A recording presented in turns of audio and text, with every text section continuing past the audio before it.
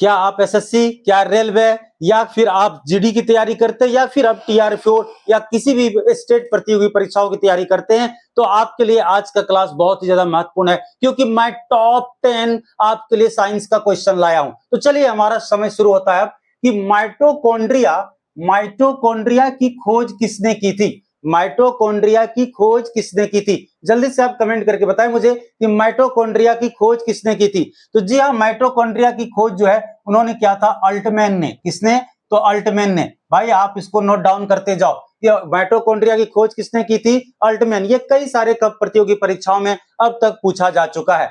अगला हमारा है ल्यूमेन। ल्यूमेन किसका मात्रक है? ल्यूमेन किसका मात्रक है? जल्दी से आप मुझे बताएं कि ल्यूमेन किसका मात्रक है। तो जी हां, जो ल्यूमेन है ये ज्योति फ्लक्स का मात्रक है। क्या चीज का? तो ज्योति फ्लक्स का। ज्योति फ्लक्स का मात्रक है। ज्योति फ्लक्स का मात्रक है। ज्योति मतलब आपको पता ही होगा कि लाइट। तो लाइट ज्योति फ्लक्स का, दैट मींस कि ल्यूमेन जो है वो किससे रिलेटेड है? तो लाइट से। तो कुल मिलाकर के आपके ऑप्शन में ज्योति फ्लक्स भी मिलेगा, चाहे आप किसी भी प्रतियोगी परीक्षाओं की तैयारी क्यों ना करते हो। चलिए अगला सवाल है कि पृथ्वी पर सबसे कठोर ज्ञात पदार्थ कौन सा है?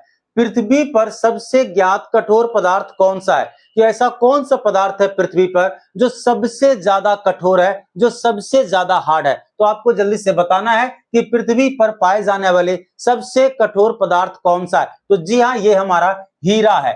हीरा, जिसको कि आप डायमंड कहते हो। तो डायमंड पृथ्वी पर पाए जाने वाले सबसे कठोर पदार्थ हैं।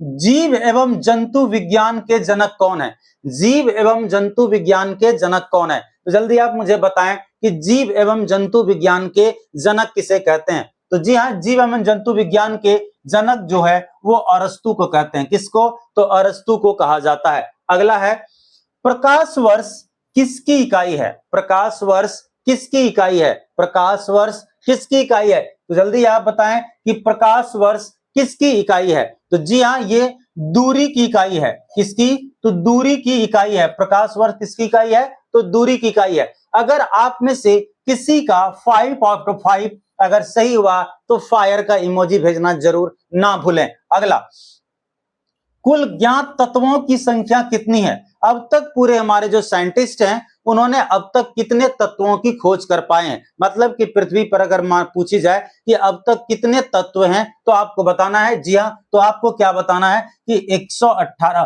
कितने ज्ञात तत्व हैं? तो 118 ज्ञात तत्व अभी तक पृथ्वी पर हैं। किसी तत्व का रासायनिक गुण तय करता है।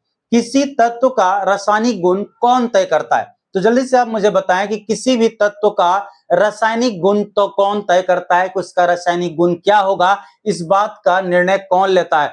तो किस बात पर निर्भर करता है? तो जी हाँ, किसी तत्व का रासायनिक गुण जो है वो इलेक्ट्रॉनों की संख्या पर निर्भर करता है। इलेक्ट्रॉनों की संख्या पे निर्भर करता है। इलेक्ट्रॉनों की संख्या पर, इलेक्ट्रॉनों की संख्या पर, इलेक्ट्रॉनों की संख्या पर निर्भर करता है। ठीक है, अगला आइए। अगला सवाल है कोशिका भित्ति किसमें पाई जाती है? कोशिका भित्ति किसमें पाई जाती है? तो आप इसको नोट डाउन भी करते जाएंगे अपने नोटबुक में कि कोशिका भित्ति किसमें पाई जाती है। तो कोशिका भित्ति जो है ना पादप में पाई जाती है। पादप पदार्थों, पादप, ठीक है, पादप कोशिकाओं में, पादप कोशिकाओं में पाई जाती है। पादप कोशिकाओं में पाई जाती है। तो जी हाँ, कोशिका भित्ति किसमें पाई जाती है? तो पादप कोशिकाओं में पाई जाती है। अगला है आपका चाल एवं वेग का मात्रक क्या होता है? चाल एवं वेग का मात्रक क्या होता है? चाल एवं वेग का मात्रक क्या होता है? तो जल्दी आप मुझे बताएं कि चाल एवं वेग का मात्रक क्या होता है। तो जी हाँ, ये होता है metre by second. Metre by second क्या होता है? Metre by second. तो ध्यान में रखेंगे चाल एवं वेग का मात्रक क्या होता है? तो चाल का मीटर और वेग का तो सेकेंड होता है। ध्यान में आप रखेंगे कि चाल का क्या होता है? तो मीटर, और वेग का क्या होता है? तो सेकेंड। अगला क्वेश्चन है हमारा, संसार का सबसे सूक्ष्म जीव कौन सा है?